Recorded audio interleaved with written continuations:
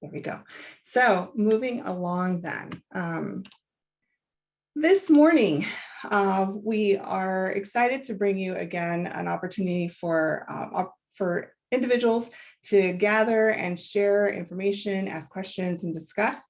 A little bit of information first before we get started around John Burton Advocates for Youth. So John Burton, again, is a nonprofit organization. We work to improve the quality of life for foster youth and youth who've experienced homelessness.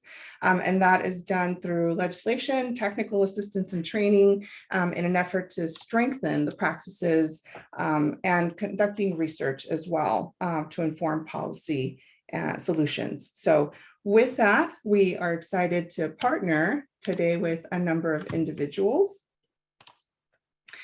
We are here joined by colleagues within John Burton. We have Debbie Rausch, our Education Program Director, and Gabrielle Ridley, who is acting as a consultant with John Burton Advocates for Youth. So she's a familiar face for many of us who have worked with her, formerly the director of the Guardian Scholars NextUp program at Orange Coast College, and served in a number of different positions with the Southern California Higher Education Foster Youth Consortium. That's a long acronym, but so welcome to Gabrielle as well. And today's agenda, we're also going to be joined by a number of folks from the Chancellor's Office. So we will have an opportunity for Talia Maruquin to answer some questions or share some information, but we will also be joined by a number of other folks, including Colleen Gainley, and several other participants from the Chancellor's Office who will be on the Q&A or on the chat answering questions. So we thank them for their participation. Today we'll also be hearing from some of our experienced NextUp practitioners from LA Valley College, Dr. Alex Ojeda, who will be talking a little bit about how their program integrated NextUp services with their existing Guardian Scholars program back when Guardians or the NextUp funding first was released. And then we also have some folks who are starting their program this year with Dr. Jason Garrett and Marina Martinez from Hartnell College to talk about what their work includes right now, starting their model for a NextUp implementation at Hartnell. And that will be followed by a conversation or a discussion for all of us. And again, this is a specific discussion that's focused on campuses that have existing foster youth support programs that are working to create a seamless integration for NextUp expansion and implementation. So we welcome you all here today, and we're looking forward for that discussion. Please note we will stop recording once the discussion starts, so we'll have opportunity to just ask as many questions and engage with each other as freely as possible. So with that, I'm going to turn things over to Debbie Rausch. All right, thanks so much. And I see we continue to have people logging in, so I'm kind of stalling for time for a minute because I want to make sure that we get most of the folks on before we really kind of jump into the heart of the meeting. And Linda, I'm assuming you're going to monitor the waiting room. I was actually trying to figure out how to turn off the waiting room. I couldn't do it, but if there's a way to do it, that would be great. Otherwise, I'm try to try on that. Close it out on my side here. So let me just share a little bit of kind of logistical information before I jump into the meeting goals. I'm going to sort of play it by ear a little bit how we're going to do Q&A on this. You know, it's a relatively small group, and so I want to make sure we have plenty of time for all of our presenters to speak. And so I'll probably defer most questions until the end. But if there's kind of short questions that I feel like somebody can answer on the spot that gets put into the chat, I may go ahead and just pose that question to the speaker. So it's going to be a little bit ad lib on my part. We'll see sort of how the questions come in and how we want to do that. But if I don't ask your question right away, know that I have logged it and will make sure that we get to it at the end of the presentations so that we address everything.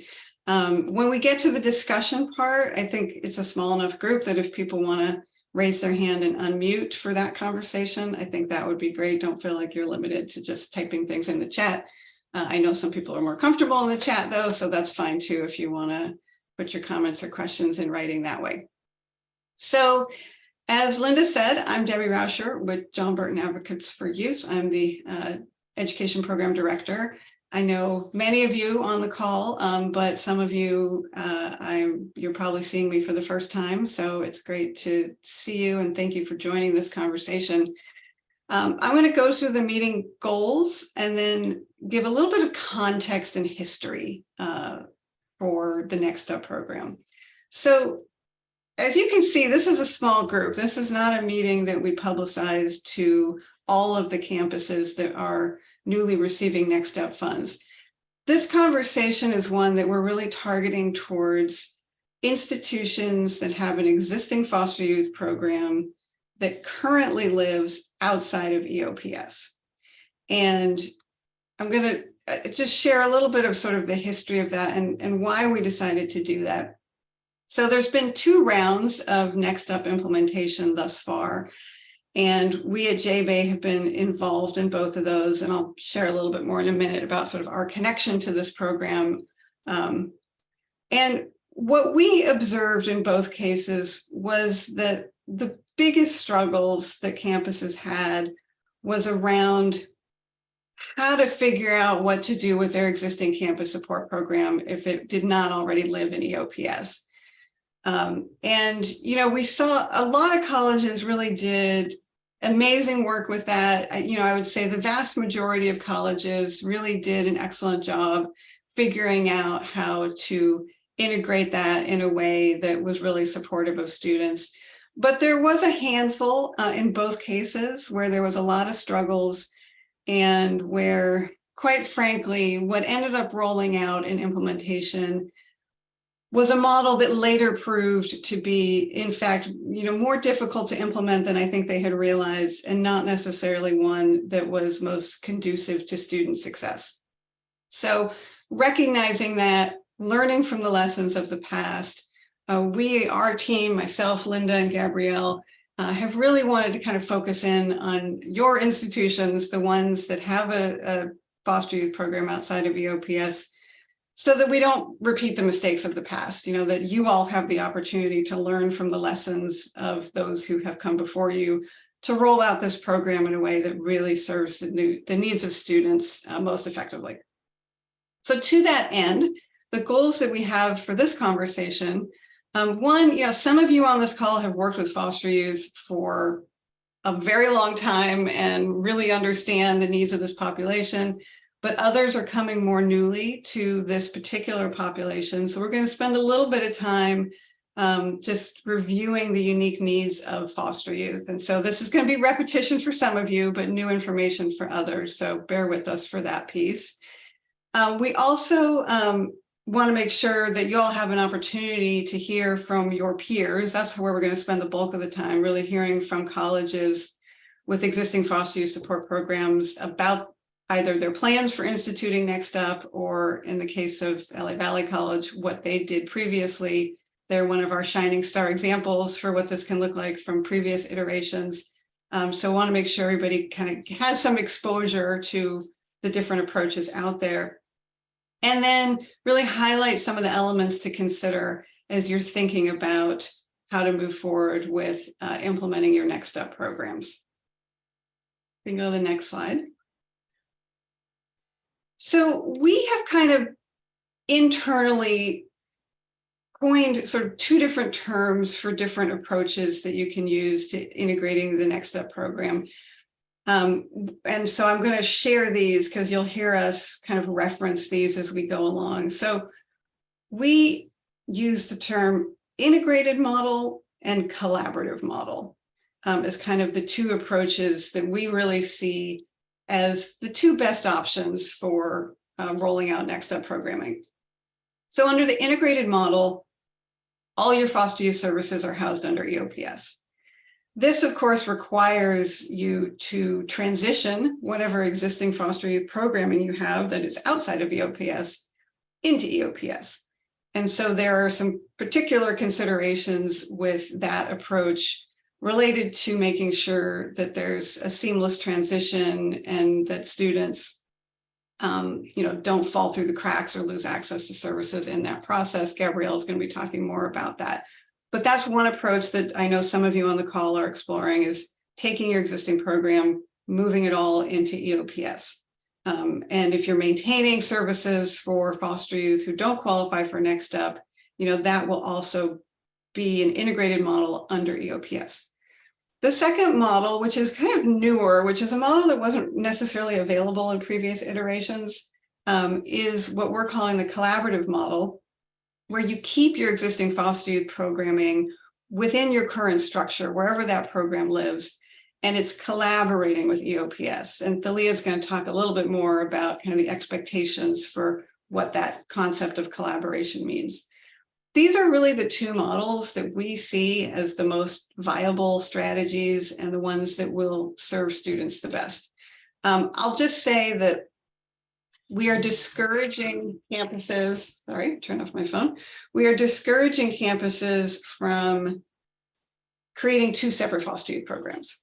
I mean, this is, I think, the mistake we saw made most often in previous rollouts of the program, where you have a NextUp program for those who qualify for NextUp, and then a completely separate foster youth program, Guardian Scholars, or whatever you call it, for those who don't qualify for NextUp.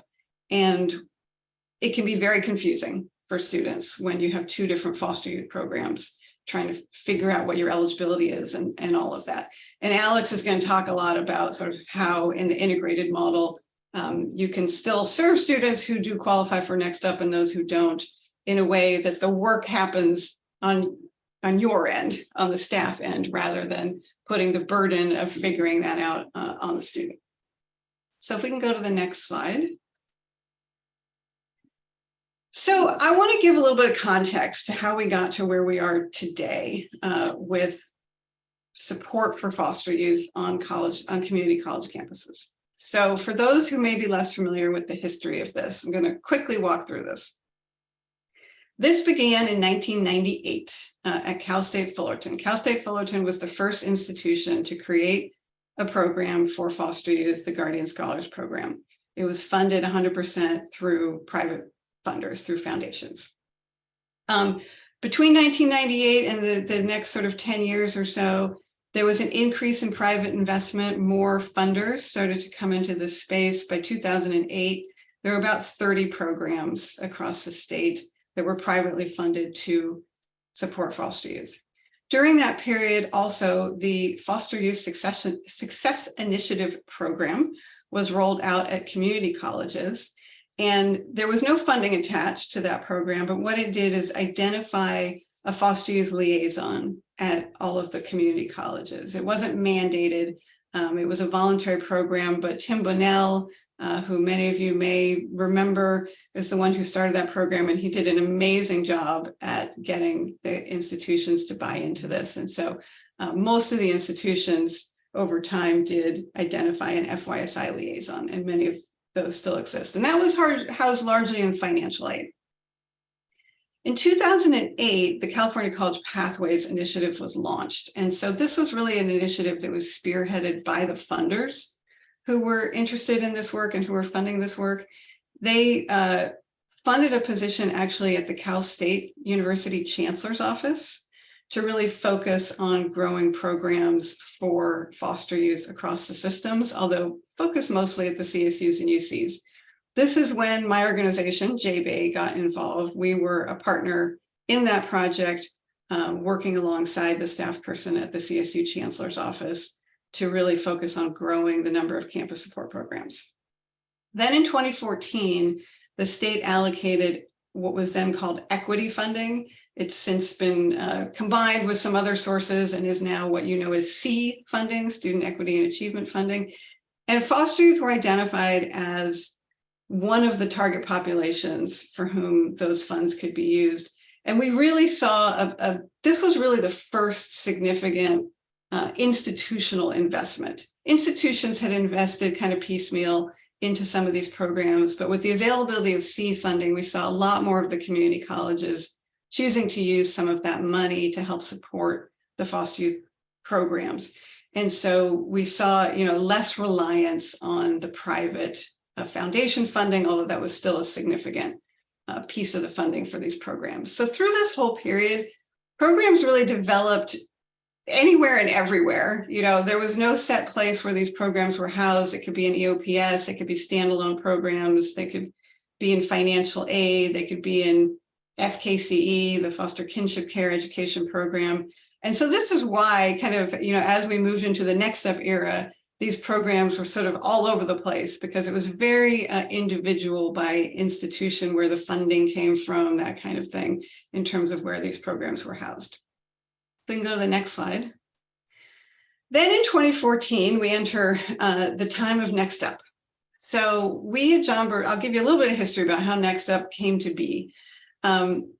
We at John Burton Advocates for Youth had taken over California College Pathways at this point as the lead organization leading that work. And I was at a conference, and a woman named Jackie was also there, and she was a staff person for Darrell Steinberg, who was at that time the Senate Pro Tem. And she and I were having a conversation, and I said to her, all of these colleges have these amazing programs, but there's no state funding for them. It would be so great if we could figure out a way to get state funding. And she said to me, let's do a bill. We'll do it. Darrell Steinberg will take this on. I'll make sure he does it. And so I said, great, let's do it. And we came up with SB 1023, which created what was then called KFES, later rebranded as NextUp. And so we ended up working with Carol Liu's office, Senator Carol Liu, to move that forward. In the first year we did it, we got the language passed, but no money. So we had to go back to the legislature in 2015 to try to actually get the money for it. So we got the funding for it in 2015 at $15 million to launch the program at 10 districts. It was successful. We wanted to expand it. We went back to the legislature and sponsored Senate Bill 12 with Jim Bell at that time to expand the program up to 20 districts with an additional $5 million. We were successful in doing that. Program expanded to 46 colleges. In 2021, we didn't expand the number of institutions, but we did a bill, SB 512, which changed some of the eligibility requirements. So it shifted the eligibility from in-care at 16 to in-care at 13. And there was some flexibility around income requirements, a couple of other things. And then, of course, last year was the big banner year. We sponsored a bill to expand eligibility even more broadly, remove the 20 district cap, and we worked with Senator John Laird to get $30 million to expand the program system-wide. Now, you may see a gap there between 2018 and 2021. I just want to assure you that we weren't all on sabbatical for those 3 years. We did a number of other bills to help support this population. So we expanded the Cal Grant so that foster youth can receive the Cal Grant for up to 8 years instead of 4 years, and some other things. We got an additional $3 million for the Chafee Grant program. We got $19 million for rapid rehousing programs. So we were doing a bunch of other stuff during that time. So this is sort of how we got to where we are today. And I think, it's an important history because I just think it's important to understand that there's people are sort of coming to this from all kinds of different places. Again, some from financial aid, FKC, all over the place. And there's quite a long history of doing this work to support foster youth that got us to where we are today. This didn't just happen in the last year. This has really been, 25-year effort to get us to where we are today to support this population. So if we go to the next slide, before I turn it over to Gabrielle, I just want to share to Dalia actually is next, that we at John Burton Advocates for Youth are very excited that we have philanthropic funding to provide technical assistance. Many of you have already been in touch with our staff. If there's any way that we can be helpful to you, or even if maybe you can't think of a way, but maybe just talk to us and maybe there might be a way that we can think of to be helpful to you. We are eager to help. We want to be here to help. There's no charge to you. This is, we do fundraising to be able to do this work. This is our contact information. Hopefully all of you have seen the NextUp program implementation guide that we put together.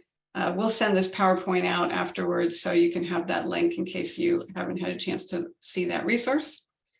And then if we can go to the next slide. So a couple of events coming up that I just want to flag for you. We, the Chancellor's Office and the EOPS Association, have been having conversations about how we all can be better coordinated in the technical assistance and training opportunities that are made available to you. So to that end, we're going to be collaborating on a couple of events that you may or may not already have on your calendars that have been originally calendared by the EOPS Association that will be joining them for on May 17th and June 21st.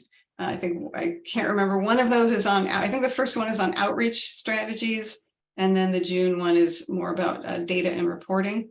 And also very excited to share that we're all going to be co-sponsoring an event in September, an in-person conference for NextUp programs. It's really going to be focused on program implementation strategies. We've got all kinds of exciting things planned for that. Don't have a date yet. Still working on identifying a location and figuring out available dates, but that's going to happen at some point in September. So definitely stay tuned for more information about that. From here, I'm going to turn it over to Thalia, and I just want to sort of preface this by saying one thing, which is that, as I mentioned at the start, the focus of this meeting is really on this question of what are you doing with your existing foster youth program, and how is that intersecting with NextUp, and what is that going to look like? And we asked Thalia to provide, for those of you who maybe haven't been as in the weeds kind of with the programming thus far, we asked Thalia to just provide a quick overview, a very high level kind of main points about the program. I don't want to say you can't ask questions that are unrelated to the sort of main topic. You certainly can, but our hope is that, to really kind of stay on track with the topic that we're focused on. But certainly if you have other questions that come up that would be helpful for you to have a better understanding of as Thalia makes her presentation, you can ask that. But this isn't supposed to be sort of a really big picture discussion about all things NextUp. So just to be clear about that. And we are recording the presentation, and we'll send out the PowerPoint as well as a recording to everybody who registered. So if somebody was not able to attend, they can hear that. We are going to stop the recording when we get to the discussion section. We want people to feel comfortable being able to talk, but kind of the first hour or so, the presentation part, we will make available. So with that, I'm going to turn it over to Thalia. Thanks, Debbie. And I just wanted to let everyone know I am going to be going off camera. I think my internet's a little bit unstable, so I want to make sure that you all can hear me. So hi, everyone. It's great to be here and be able to provide support and guidance in this space. Thanks to JBay for hosting this meeting and giving us an opportunity to provide updates during this time together. My name is Thalia Marroquin, and I'm the NextUp Program Manager at the State Chancellor's Office. My Dean, Mia Keeley, and Colleen Ganley, who have previously served over the NextUp program, are also on the call with us here today, in addition to Rubinder Kaur, who is our EOPS specialist. And as Debbie mentioned, I'm going to be providing some very specific high-level updates about the NextUp funding formula, program student eligibility requirements, guidance, and requirements this morning. I think next slide, please. Okay, so let's start with the funding formula. As noted on the slide, because the Chancellor's Office received new expansion funds in fiscal year 2022-2023, our office used about 45% of students coded under MIS, the MIS data element SG03, who also had an enrollment file for foster youth. And SG03 is the MIS data element for all students identified as having been in foster care. SG11 is the MIS data element for NextUp.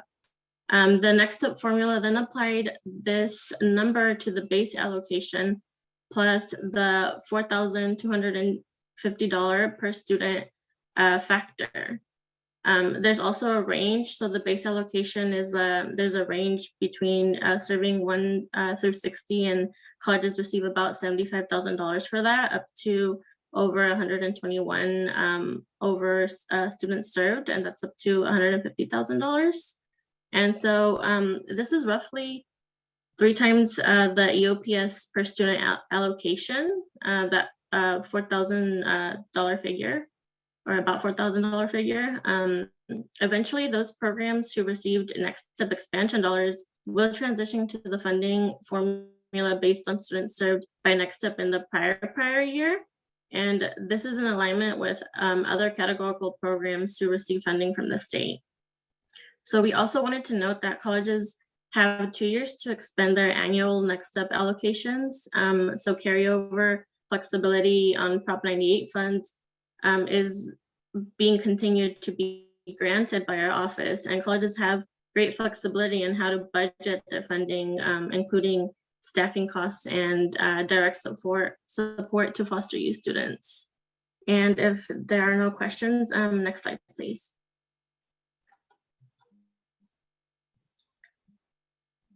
Thank you. So we also wanted to remind colleges that based on the most recent NextUp education code changes, there are updated student eligibility requirements for being eligible to participate in the NextUp program.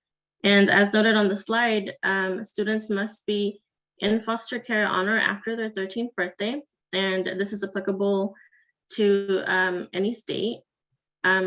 Students have to be enrolled in 9 units or have an academic plan leaning towards enrollment in 9 units, and be under the age of 26 as of July 1 of their first year entering the NextUp program. So these recent changes to the law eliminate program barriers to student entry and access to critical resources, which foster youth need to pursue their higher education goals in community college and beyond. We also wanted to remind colleges that there are no unit caps or time limits, GPA requirements or student academic progress, SAP requirements, income limitations, or requirements beyond those listed above. And I don't see any questions. If there are no questions, next slide, please. Okay, thank you. So we're going to jump right into some specific program guidance. This information is relevant to colleges who have recently received new expansion dollars and are looking for ways to implement their program on campus. So we want to remind colleges that they should be working with their college administration to create a service delivery model and staff that is able to best serve students. NextUp programs do not need to be housed in the same location as their EOPS program on campus. And collaboration with EOPS is required, with the EOPS director providing a level of oversight with budget, spending, and reporting. However, ultimately, the NextUp program can be under a different individual who is also providing a certain level of direction. And there is much flexibility on how this is structured on the back end, as long as colleges are serving NextUp students and providing holistic services on the front end. We also wanted to remind folks that based on the letter of commitment, EOPS directors must consult with existing foster youth programs in the development of NextUp. We added the specific guidance in the letters when designing with the student in mind, and I think that's kind of the perspective and the point of view that the Chancellor's office is moving in that direction. And so historically speaking, many of our programs have operated in silos, causing barriers, most unintended barriers for students to access these critical resources and services that they need. This doesn't just happen in NextUp. We've seen it with other Chancellor's office programs. So if your campus has strong existing infrastructure to provide services and resources to foster youth students, we strongly encourage colleges to take advantage of this and provide holistic wraparound services. This in turn should aim to foster that cross-campus collaboration and partnerships we hope to establish to better support students. And if there are no questions, I think there's one question in the chat. Colleen, it looks like Colleen answered it. Do they need a high school diploma or a GED to be in the NextUp program? And no, students do not need to have a high school diploma or GED to participate in NextUp. And thanks, Colleen. And was it required for existing programs to sign off on the commitment letter? And yes, they were. So they're we have been collecting those letters. So if your college hasn't been submitting it, I think we'll be following up with you to have that on file. Debbie, are we taking questions now, or I see Hector has his hand? Sure. Is it a quick question, Hector? I think it is. Okay. Okay. I'm gonna trust you. All right. So here's my question to you. So you said it doesn't have to be housed in EOPS, but does it need to be under EOPS, like the management part has to be under EOPS? Is that correct? So yes, there's some level of flexibility with that. There's I think, you know, we encourage strong collaboration with EOPS, and the EOPS director, you know, will probably need to sign off on like budget and spending and reporting. So there's supposed to be some sort of service coordination or a service program operational for that. But it could be housed in like a different area or under a different director too. Yeah, the Does that housing make piece, sense? the housing piece is easy for me to understand, but can somebody else be the manager of it? So they take it away from EOPS, somebody else manages it, then it wouldn't be under the umbrella of EOPS. Yeah, the regulations say that it has to be report to or accountable to the Okay. EOPS director. So the Perfect. accountability piece, you know, there's a little bit of flexibility there, but it should definitely be coordination and working with your EOPS director. Perfect. I just wanted you to get involved, Mia. Thank you. Yep. Yeah. All right. Thank you. Thanks, Hector. Thanks. Yes, next slide, please. Okay, thanks so much. So this should be my my last slide. We understand that there are going to be a lot of questions regarding MIS reporting and how to account for student counts and the number of students NextUp is serving. So for MIS student data and reporting purposes, all NextUp students are automatically considered EOPS students and should be coded as such. As noted on the slide, students who have been determined to be eligible for and admitted to the NextUp program and who have received at least one service from the NextUp program should be marked as yes in MIS as students served for both NextUp and EOPS. So this is true regardless of whether the student meets those traditional EOPS eligibility requirements or completed any program requirements. And NextUp students do not count towards your EOPS program cap or the percentage of students the EOPS program can serve who are less than full-time. So the Chancellor's Office is currently working on a report that would distinguish between EOPS students and students who are both EOPS and NextUp on the back end. I know this is probably an area where we'll be doing a little bit more work from our side. But yeah, if there are no questions, this is it for me. I'm also happy to answer any questions on the information we just shared. And again, Mia, Colleen, and Rubinder are also on the call. Thanks again to JB for hosting us in this space. Yeah, and so I just want to highlight a couple of things. One, I'll just give a plug for the Chancellor's Office that, you know, whenever I have questions, they're so enormously helpful in helping us at JBay to understand things. And so I would encourage all of you, if you have your, you know, whatever, every campus is unique and you have your own individual circumstance. And if you're trying to figure out, can I do this? Am I allowed to do that? I would just super encourage you to reach out to Thalia, Colleen, and Mia to get clarification, because they're all awesome and really helpful. So that's the first thing I want to say. And then second, I just want to highlight something that Thalia shared about how the funding allocation is structured. Just to note that initially the Chancellor's Office had to use kind of the general foster youth numbers because there's not a lot of else to go on. But eventually this is going to transition to the funding formula that's based on the number served. So I just want to flag that for people, just to emphasize that, you know, outreach and recruitment is super important, and it's in the best interest not only of students, to make sure that they're getting the services, but the more students you have in the program, ultimately that will impact how much money you get. So definitely just something to have on your radar as you're thinking about growing your programs.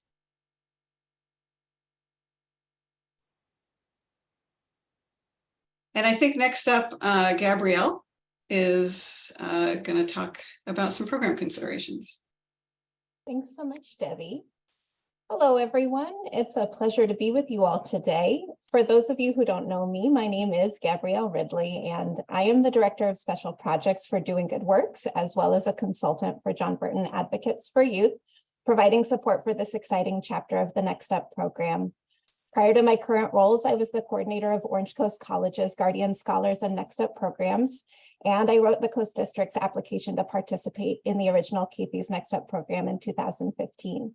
I am also a foster and adoptive parent who has helped one child navigate college as a former foster youth, so I have multifaceted experience with this topic. Today, I'm going to share with you about my experience developing a NextUp program outside of and in collaboration with EOPS, including the challenges, successes, and lessons learned. To start, however, I'd like to spend a little bit of time talking about students impacted by foster care and early developmental trauma, as understanding this context is critical for student-centered decision-making. So we don't have time today to do this topic justice. So this is really just the briefest overview. If they haven't done so already, I highly encourage any individuals on your campus who will be working directly with foster youth students to seek out professional development around serving this unique student population, including trauma-informed education practices and foster-friendly ally training.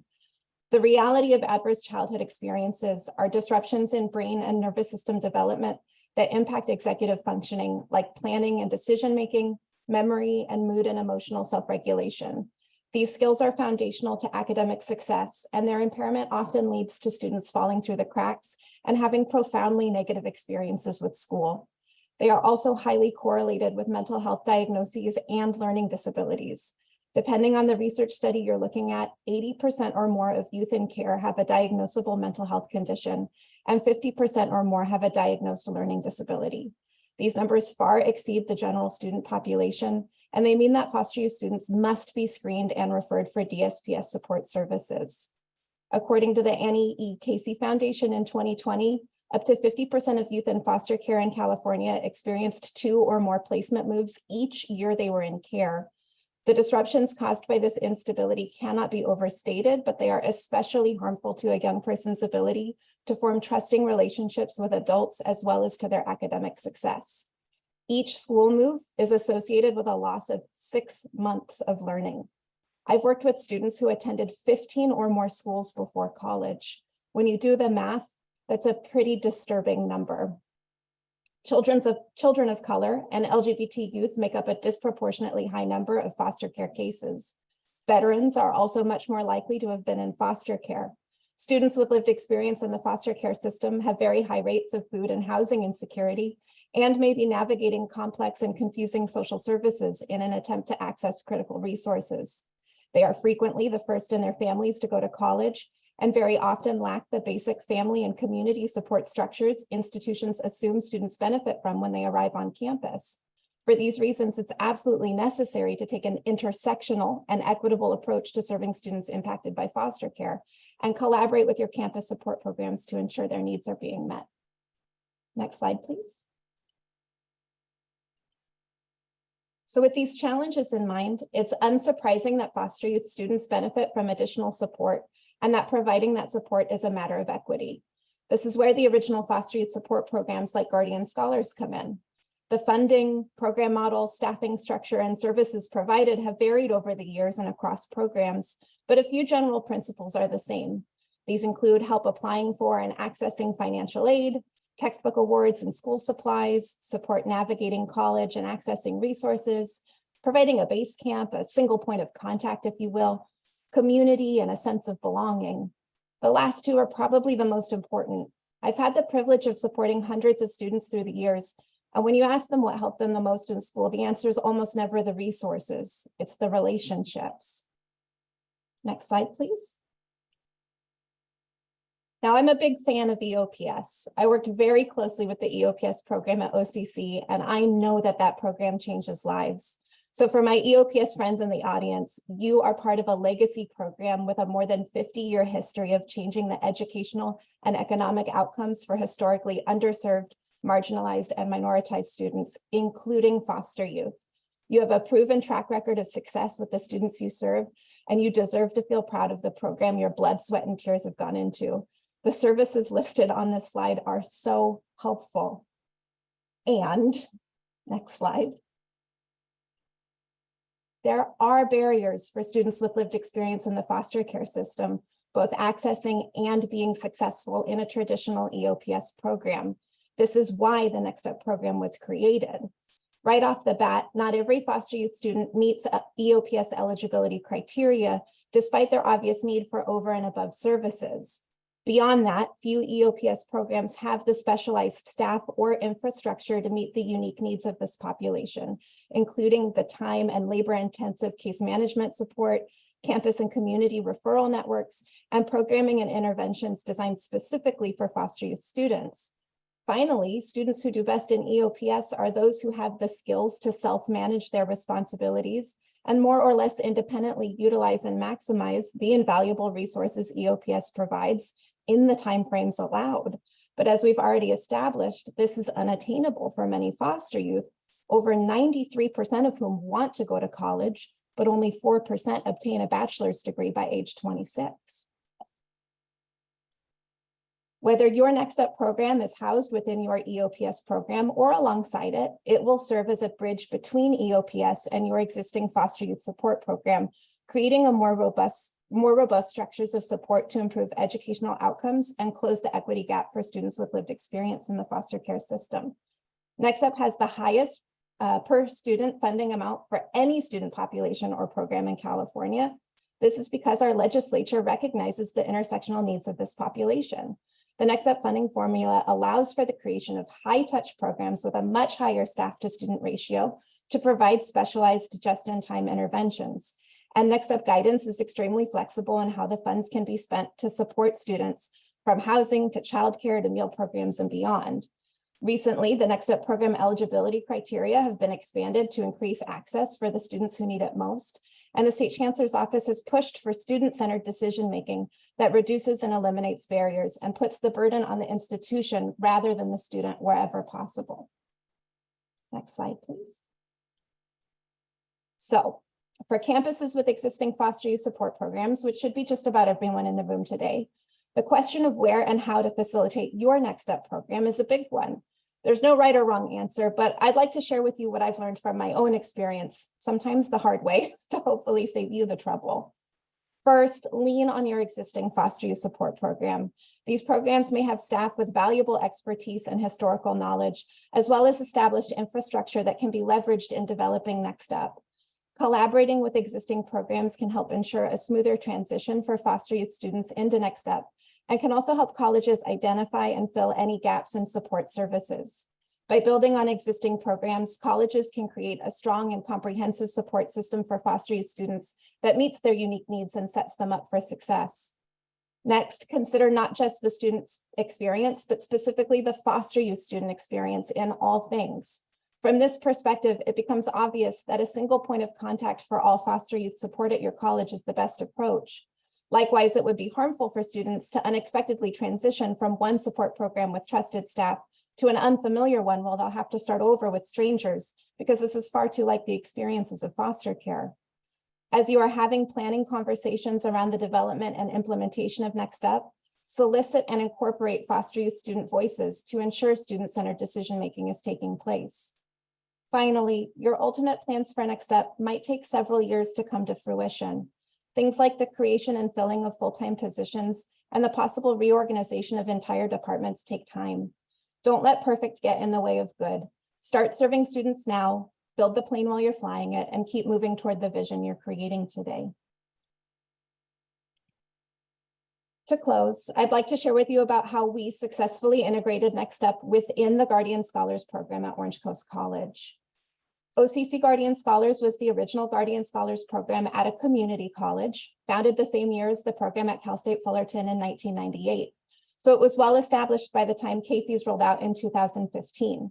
For that reason, we decided to implement KFES, which later became NextUp, within Guardian Scholars and in collaboration with EOPS.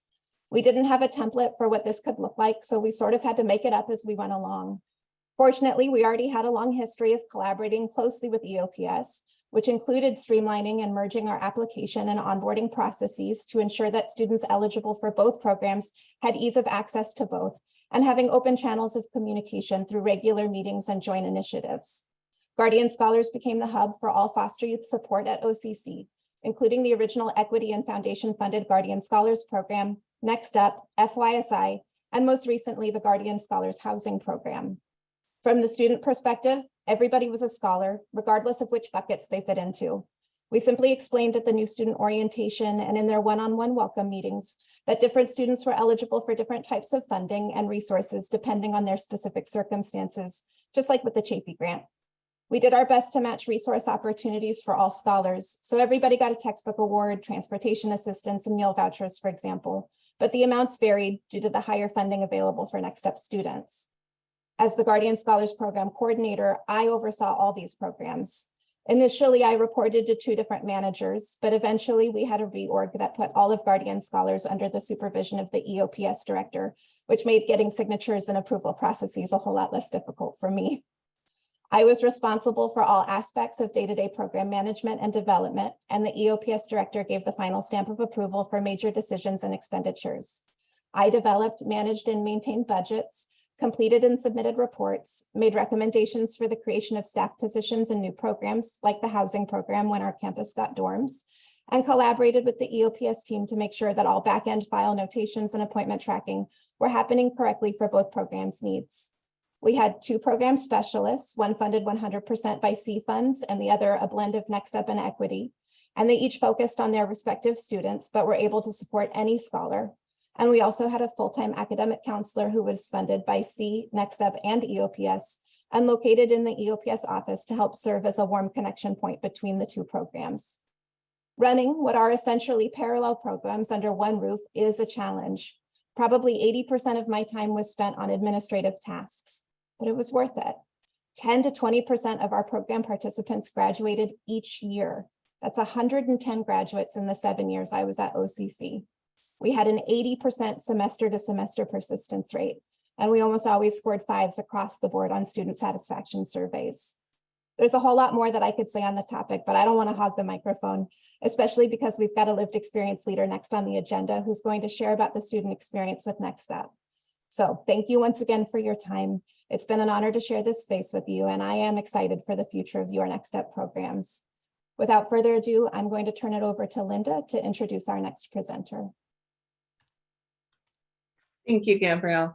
And so we are excited to have a leader amongst us, a student leader who has not only firsthand experience with NextUp programs, but also serves in a leadership role with the Opportunity Youth Collaborative as the BAO intern. And so we're grateful for Tennille, who's joining us today to share a little bit of her experience and insights with NextUp program and just the services and the importance of the way that that program is run and implemented. So Tennille, I'll turn it over to you. Thank you. Hello, everyone. Thank you for having me. My name is Tennille Franklin. As Linda said, I'm the OIC BAO intern as well as a current NextUp student. So I'm just going to talk a little bit about my education history, like my transition to trade tech, and then some considerations that I have for the NextUp implementation. So I am a former foster youth. I entered care at 16.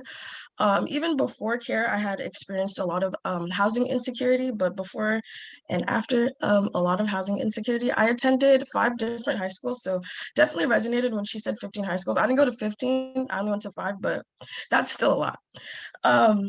Also due to like housing insecurity and just like finding a learning environment that I learned well in.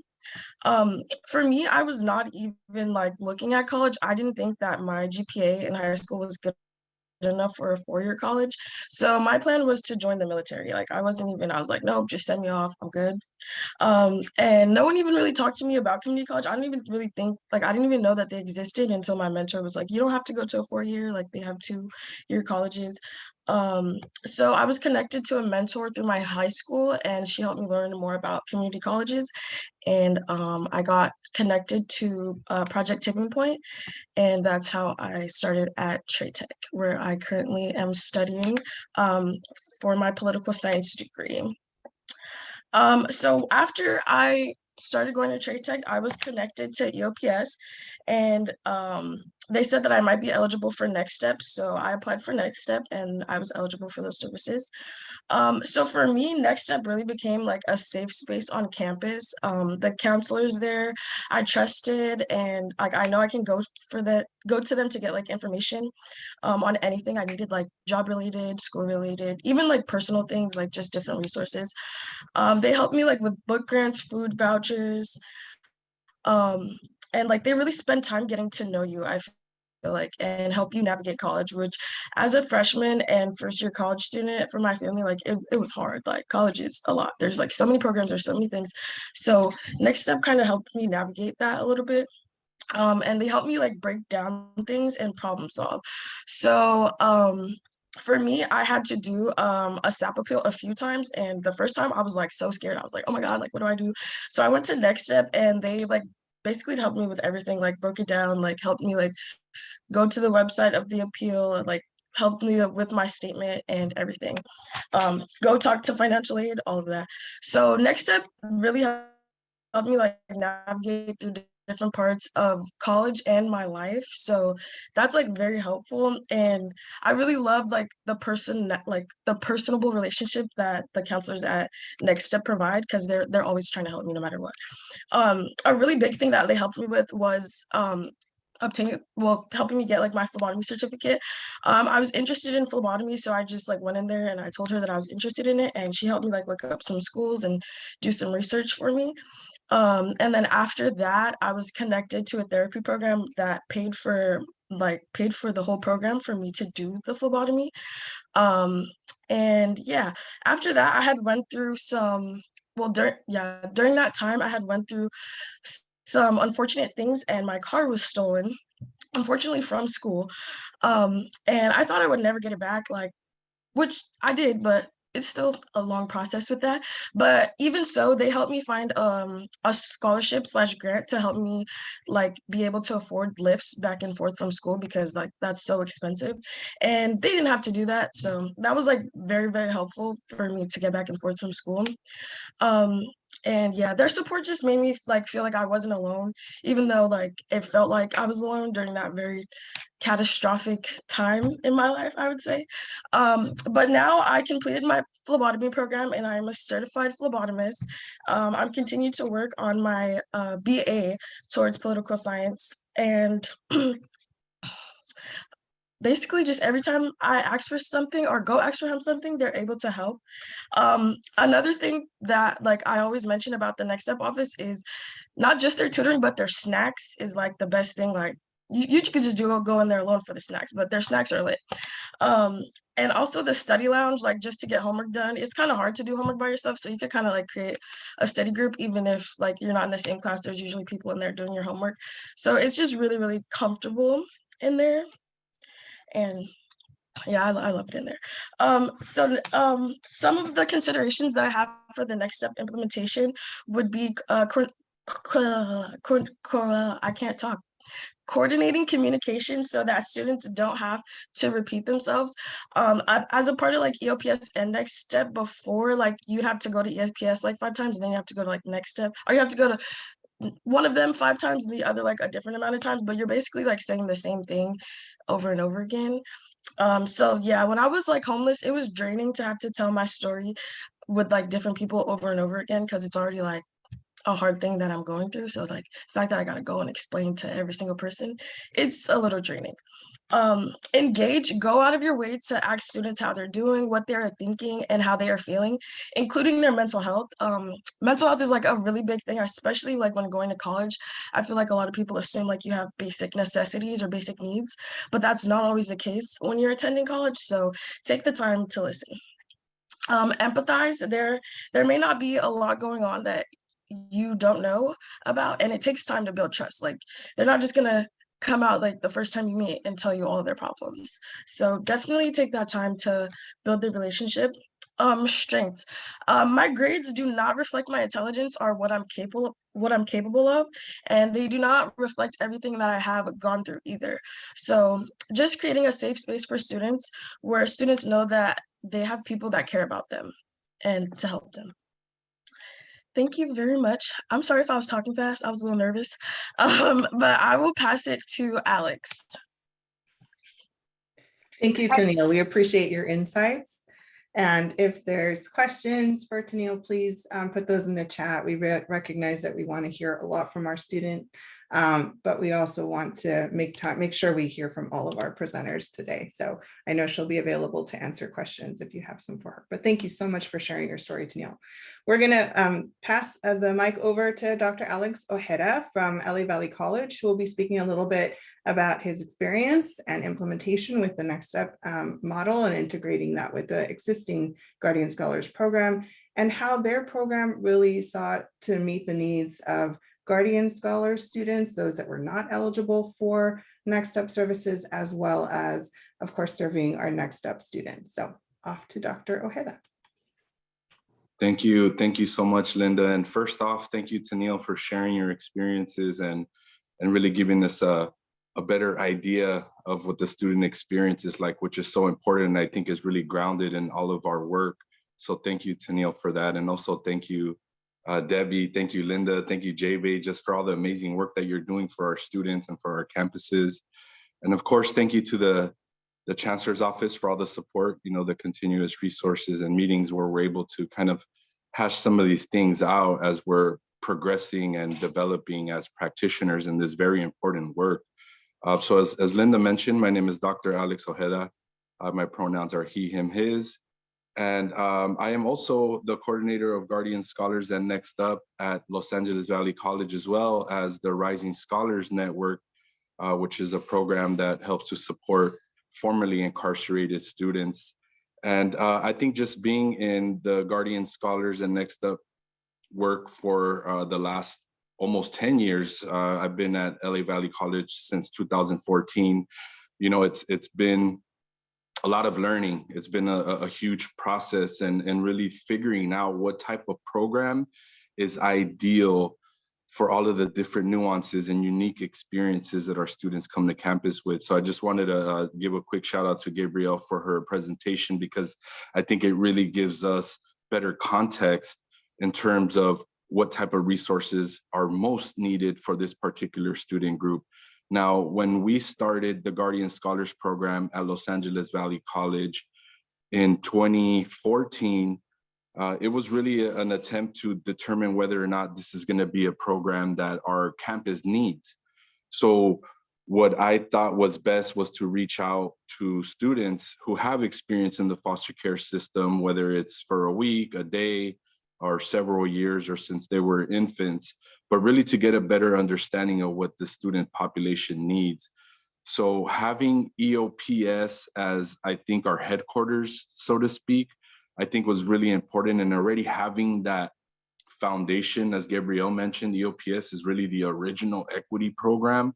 So having the framework, having the foundation of EOPS gave us a really great head start in terms of where do we go next in developing this program. So what I first did was reach out to our data folks, our Office of Institutional Effectiveness, to really get a better idea of how many foster youth are on our campus. So one of the things I realized in doing this was establishing relationships on campus with folks who could get you information is so vital. So reaching out to the Offices of Institutional Effectiveness was able to produce a list of students who have checked off that they were awarded the court or former foster youth or systems impacted, or however the language looks on the application.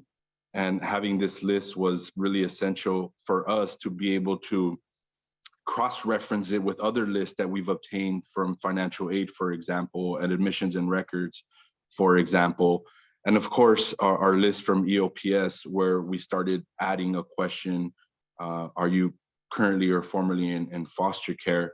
And just to Tennille's point from earlier, that helped us minimize the amount of applications that we needed to have to determine if our students are eligible for NextUp or not, or First Guardian Scholars. So, you know, it was really important to make sure that we minimize the amount of applications. So they only have to fill out the EOPS application, and the NextUp and Guardian Scholars eligibility comes later once they make contact with the counselor. But having that, again, that EOPS framework, it really helped us in designing our program. So once we obtained a list of names, then we just started essentially cold calling and sending out emails looking for students who would be able to participate in a focus group, which I developed with a series of questions that essentially asked students, what do you need to be successful in college? But of course, with a little bit of information and history of what their time in foster care was like, because I think that also helps us to provide better services. So in this focus group, we received about 15 respondents who said, yeah, I want to be part of this focus group. So with these 15 initial students, we got a better idea of what students need. And not surprisingly, it mirrored a lot of the resources we were already providing with the EOPS program. So the only thing that we added additionally was our monthly workshops, where students had communicated that, you know, developing basic skills was something that they never learned growing up in the foster care system. So we've developed monthly workshops that are designed by our staff, but recommended by students. For example, we just had a financial literacy workshop, which is part of our spring series. And we invited a professor to talk about, a professor of business at Los Angeles Valley College, I should say, to come discuss the very basic essentials of financial literacy and what that looks like for college students. Now, all of our workshops are specifically catered to the students that we serve, which are current and former foster youth. So having these workshops, these series of workshops on a monthly basis has been really essential, and not only helping our students gain these very important skills, but also to help us build a sense of community.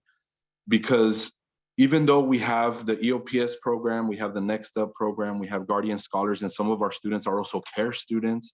So we have 4 programs, and now Rising Scholars, right? So a lot of our students are part of all of those programs, yet they all know that they're part of the same community. And I don't know if it was Debbie who mentioned this, but it kind of alleviates that burden from the student to determine, okay, what program am I part of? Am I part of this program? Where do I belong? Do I go to this workshop, or am I not invited because I'm NextUp and not Guardian Scholars, or vice versa?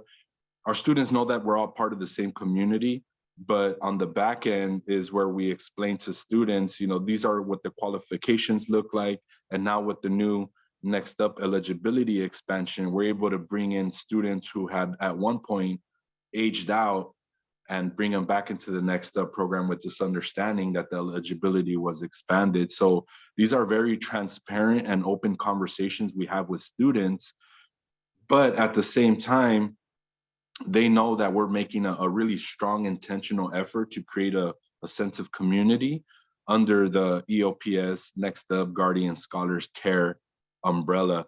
So it's really important to have these workshops, because then we can establish all of these differences that at this point provide so many opportunities to share similarities. So I think for those campuses that are bringing up the NextUp program into their campuses, you know, that's some of the things I wanted to mention, you know, and as Gabriel mentioned earlier, I don't know if this very short presentation does it justice, but there's so many innovative things that you can implement at your site that are really beneficial to the student experience. And I think it really helps with the development of trust and that connection and relationships that Gabriel and both Tennille mentioned. So it's really important.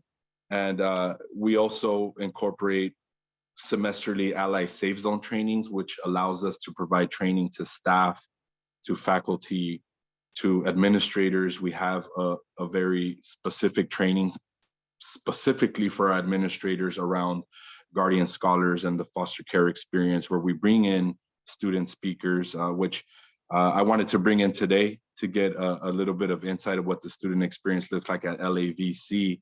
But as most of you know, we're currently on spring break right now. So we kind of wanted to give our students a break and enjoy their short spring break. But I do want to say that students have been the biggest teachers. Students have been the biggest teachers for me in helping to establish these programs on our campuses.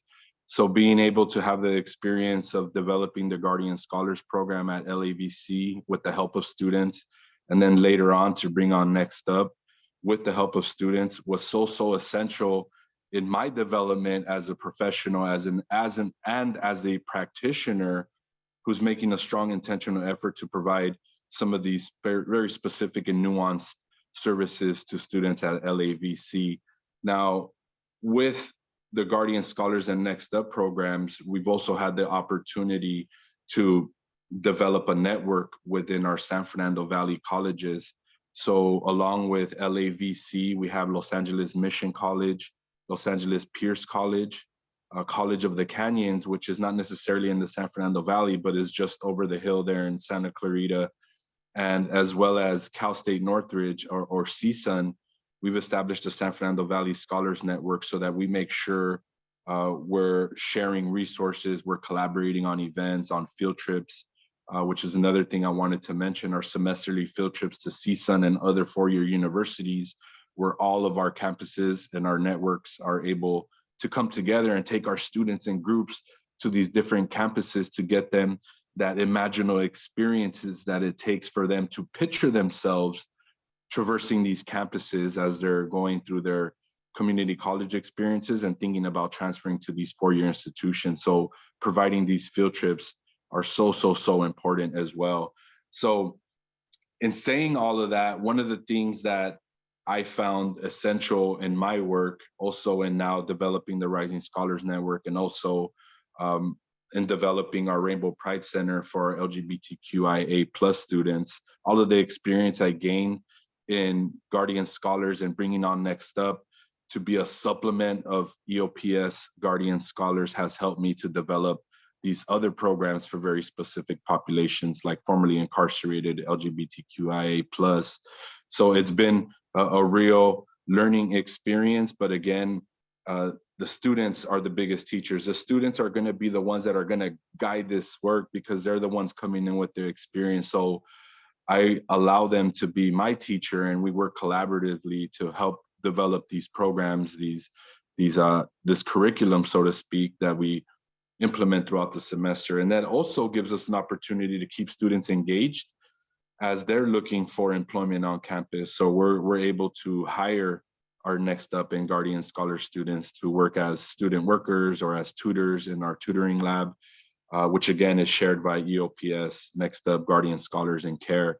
So what we're trying to create is essentially what EOPS attempted to create back in 1969, which was a sense of community for our marginalized communities who maybe just need a little bit more support, maybe need a stronger support system, that support system of folks who understands their struggles and who are able to support them outside of academics, because we know that current and former foster youth oftentimes have adversities that is outside of the classroom, whether it's basic needs, food, clothes, shelter, transportation.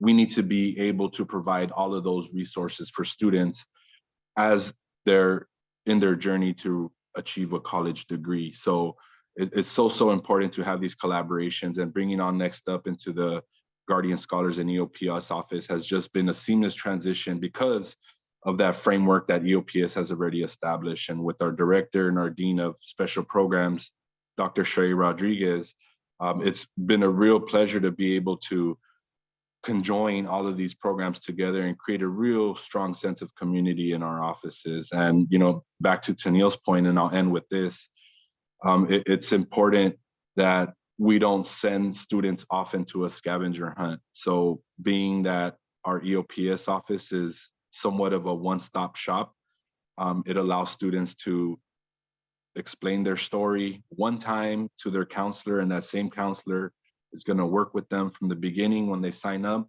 all the way until they're crossing that graduation stage and moving on to the next chapter in their academic lives. So I'll stick around for a little bit of Q&A, but that's all I really wanted to talk to you folks about, is just being able to incorporate the NextUp program into your existing programs. And it is just, think about it as a supplement to all the amazing things you already are doing for students on campus. And I do want to invite all of you to reach out to me if you have any questions or if you need some guidance. I was over at the Foster Youth Summit conference a few days ago in Garden Grove, and I was able to connect with some of the campuses that have the NextUp programs now, and just being able to have these types of discussions and conversations and best practices is really, really helpful, just to talk about it with folks and lay it all out so that you have a better idea and a vision of what you want to implement in your own practice. So thank you again. Thank you, J-Bay, for all the amazing work that you're doing. Thank you to all you practitioners out there doing the work on the field. I really appreciate all the work that you're doing. Thank you so much. Thank you, Dr. Ojeda. We appreciate you and your time and all the insights that you shared. Looking also at hearing from some of our practitioners from Hartnell College. So we're going to be passing things over to Marina Martinez and Dr. Jason Garrett. Now, this is one of the campuses that has just recently received NextUp funding with the expansion funds. And so we wanted to invite them to share a little bit of insight in process around just how they're looking at the implementation process and what steps they're taking to ensure a seamless integration or collaboration between their current Guardian Scholars Program and their EOPS department. So off to Dr. Garrett.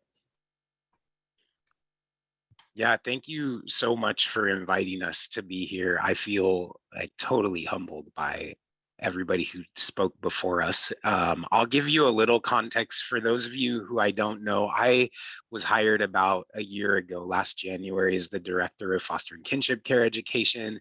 And I also support our Guardian Scholars and Independent Living program. So Hartnell has a long standing of supporting foster youth and foster families in our community. And I have very little lived experience or professional experience with this population. And I'm going to pass it to my friend Marina, who I gotta say, like, Marina, I'm gonna call you out right now. She is defending her dissertation on Saturday, and I said, like, Marina, please don't feel like you have to come here and talk. But I'm so excited that you joined us because this collaboration is critical. Thank you, Jason. Hi, everybody. My name is Marina Martinez, and I'm actually newly hired Director of EOPS Care and ClaWork. So I started here in February. So I'm going around on 2 months, and I have to echo what Jason said. It has been a wonderful evolving partnership since I arrived here. Jason is a rock star, and even though I am defending my dissertation, Jason, this is a topic I think that is really critical and is really going to benefit our students. So I definitely would not miss this for the world. Well, so let me give a little bit of context about where Hartnell started. When I joined, I had heard about NextUp. I was like prepping for the interview, and I saw what NextUp was doing, and so I knew coming into Hartnell that NextUp was out there. There was an expansion, and I was asking that question to my boss, to the student services leaders around campus, and no one had really had a pulse on it at Hartnell. So I was watching. Right? Like, what's going on? I was checking in with Colleen, like, hey, Colleen, any updates? And in August or September, our EOPS director retired. And he had been here maybe 30 years. And then the letter of commitment came out in November. And I went I work for the Dean of Library and Learning Services. I said, hey, is this our chance to come in and say, we're going to commit to implementing the NextUp program? And she said, let's go. I've got the blessing of our vice president of student services. We're going to hire an EOPS director. As soon as they start, integrate them into the planning process. So that's what we did. We signed the letter, sent it off on Christmas Eve, and jumped into program planning. And I'll tell you a little bit about my background and how I was approaching this. I had spent the last 10 years of my career in student services, working with the Dean of Students, helping with technology and this assessment and analysis of data.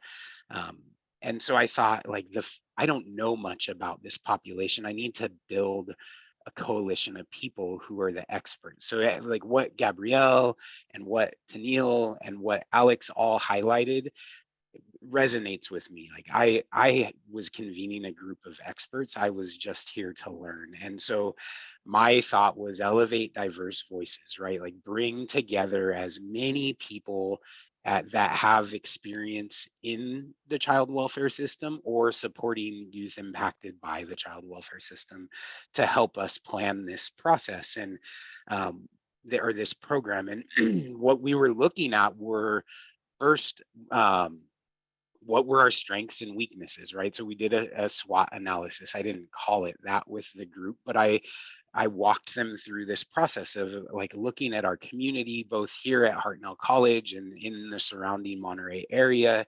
And we identified where we were supporting our youth and where there were gaps in serving them. And that helped us really think critically about one piece in the ed code that stood out to me was NextUp is to go above and beyond, right? So I didn't want us to just like buy out time of an EOPS counselor, buy out time of a financial aid person. I really wanted to look at how are we going to take this implementation and this planning process to go above and beyond.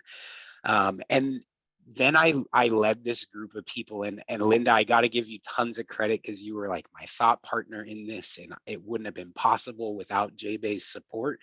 But we got together and we were doing some ideation activities, right? We were dreaming. Like I believe that it's important that we not think about what our environment has constrained us to up until this point, and I like to use this phrase, like, let's wave our magic wand, right? If you could wave your magic wand, what activities would we incorporate into our program plan? And that was informed by our SWOT analysis, right? So we went back and looked at like housing insecurity and financial insecurity were key pieces that were elevated in that SWOT. How do we build that in so it goes above and beyond what already exists? And we ended up over a couple of sessions putting together a logic model. And that got us to a point where we needed to sit down with institutional researchers and figure out like, what's our benchmark today? What are looking at these short-term, intermediate term, and long-term outcomes that we desire, how are we doing today as it relates to those desired outcomes? So some of the things that came up were like enrolling in their first semester, visiting an academic counselor, applying for an unmet need grant. There were things that we identified as key measures of success that were either short term, like in the first semester, intermediate term in the first year, or long term over their college career at Hartnell. And we're sitting down now with our institutional research team to see how we're doing, right? What does it look like for our foster youth today? And that'll be our guiding light as we evaluate the impact that the NextUp program is having on students at Hartnell. I want to pass it to Marina, though. Linda posed a really good question to us that I think we've wrestled with, and I'm really interested to hear your take, Marina. So how do you foresee us managing the logistics of working with EOPS for reporting, for our budget responsibilities, and then what kind of agreements should we put in place to make sure that that collaborative effort doesn't get overlooked? Yes, absolutely. So, as Jason mentioned, we've really taken a collaborative approach. And so for us, once we did all of the, identifying the opportunities, the resources, thinking out of the box, Jason and I really kind of sat down and looked at all of those ideas and just kind of strategized and brainstormed, how do we make this a reality? And so one of the things that we kind of began to discuss is looked at existing resources and how do we build upon those? And so collaborating for us right now means utilizing a shared case management system. So our OPS department uses a case management system called Lakai. And so we've converted basically our EOPS application to an online that feeds into this case management system and creates a digital file, if you will.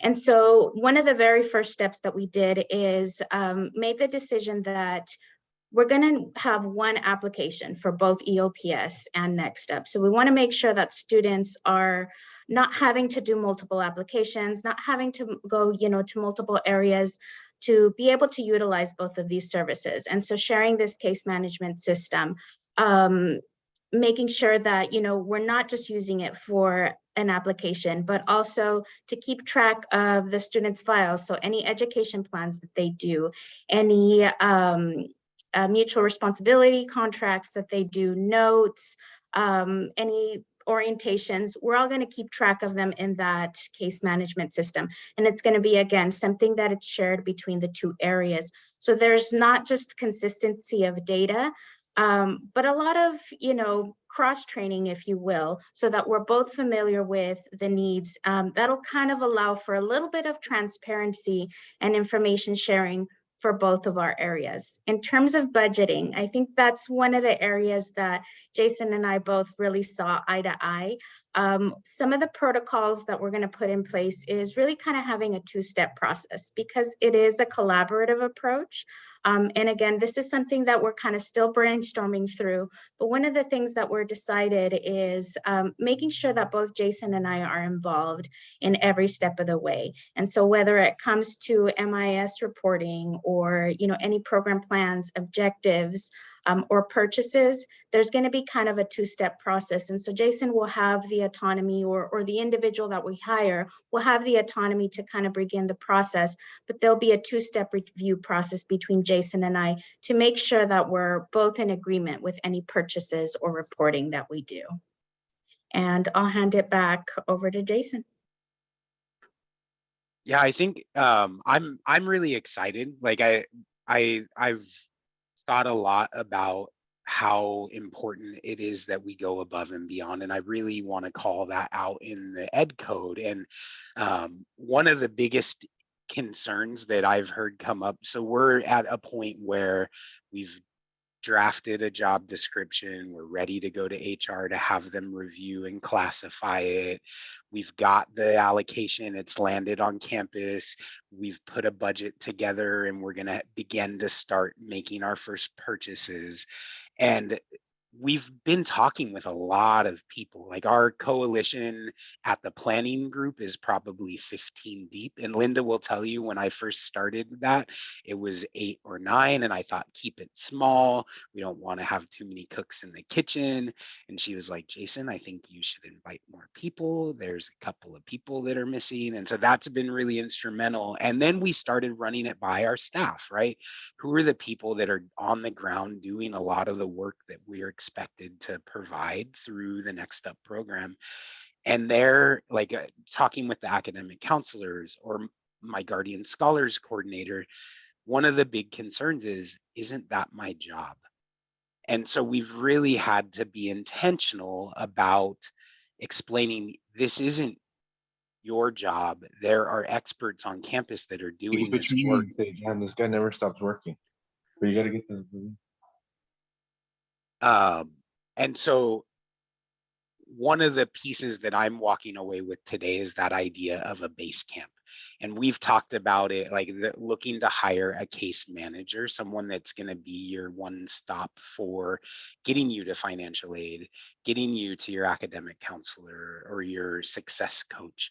And I think that that's the biggest challenge that we've faced. I've found that Hartnell also has data challenges that we're finding it difficult to get data about outcomes around foster youth. And so we submitted a really ambitious report request to our institutional research office, and they're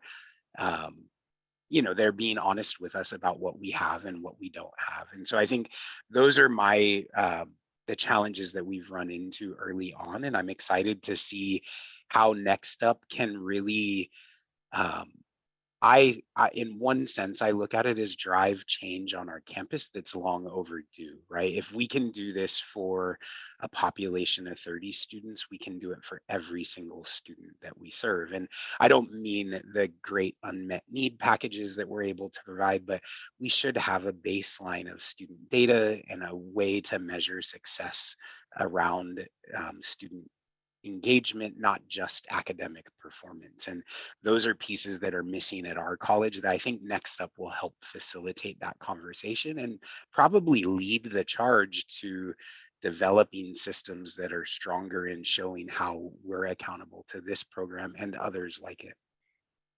I'm going to stop there. I could keep going. Thank you so much, Dr. Garrett and Marina. We really appreciate your insights and the willingness to kind of let us in behind the curtain, so to speak, of the planning and the thought process and what's happening at Hartnell. We really appreciate both of you. So with that, we want to continue though the conversation and the dialogue. We will go ahead and stop recording. And so